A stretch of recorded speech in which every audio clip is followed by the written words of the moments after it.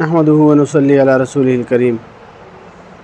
آج ہم بات کرتے ہیں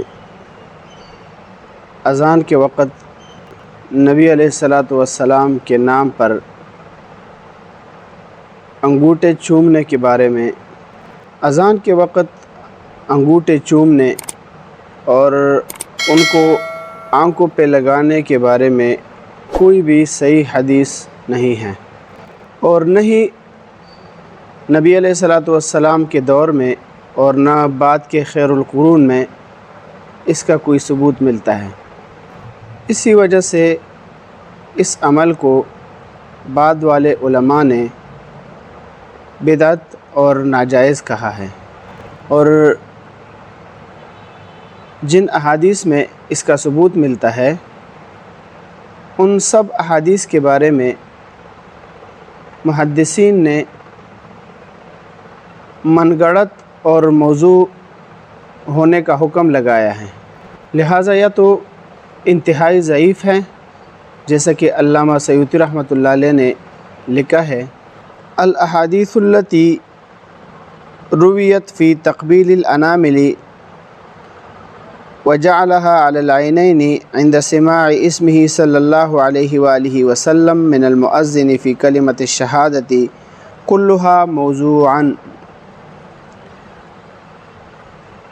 یعنی وہ حدیثیں جن میں مؤذن سے کلمہ شہادت میں آپ صلی اللہ علیہ وآلہ وسلم کے نام مبارک پر سنتے وقت انگلیاں چومنے اور آنکھوں پر رکھنے کا حکم آیا ہے، وہ سب کی سب موضوع اور جعلی ہیں۔ یہ علامہ سیوطی رحمۃ اللہ علیہ نے ذکر کیا ہے۔ اسی طرح ملا علی قاری رحمۃ اللہ علیہ نے فرمایا ہے، بسند فیہ مجاہیل مع انقطاعہ، یعنی اس کی سند میں کئی مجہول راوی ہے اور اس کی سند بھی منقطع ہیں۔ اسی طرح مفتی اعظم ہند حضرت مولانا مفتی کفایت اللہ رحمۃ اللہ علیہ اس بارے میں تحریر فرماتے ہیں کہ حضور صلی اللہ علیہ وآلہ وسلم کا نام نامی سننے پر ابہام یعنی انگوٹھوں کو چومنا اور آنکھوں سے لگانا سنت نہیں ہے۔ حضور صلی اللہ علیہ وآلہ وسلم نے کوئی ایسا حکم نہیں دیا، اور نہ صحابہ کرام رضی اللہ عنہم اجمعین سے یہ عمل درآمد ہوا ہے۔ ہاں، مسند فردوس دیلمی میں ایک روایت ہے، وہ روایت ضعیف ہے۔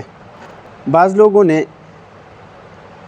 اس عمل کو آنکھیں نہ دکھنے کا عمل بتایا ہے، مؤثر عمل بتایا ہے، لیکن وہ بھی ایک اپنی طرف سے ایک رائے ہے۔ اس کا ثبوت کوئی صحابہ یا تابعین یا تبع تابعین کے دور میں کسی سے بھی ثابت نہیں ہے، لیکن بعض لوگوں کا اس طرح قول ہے، مگر لوگ اس کو شرعی چیز اور سنت عمل سمجھ کے کرتے ہیں، اس لیے اس کو ترک کرنا بہتر اور اعلیٰ اور افضل ہے، تاکہ لوگوں کو التباس نہ ہو کہ یہ سنت ہے۔ بعض لوگ اس کو سنت سمجھ کے پھر عمل کرنا شروع کر دیں گے، اس لیے اس سے بچنا ضروری ہے۔ کفایت المفتی جلد نمبر 2 صفحہ نمبر 166۔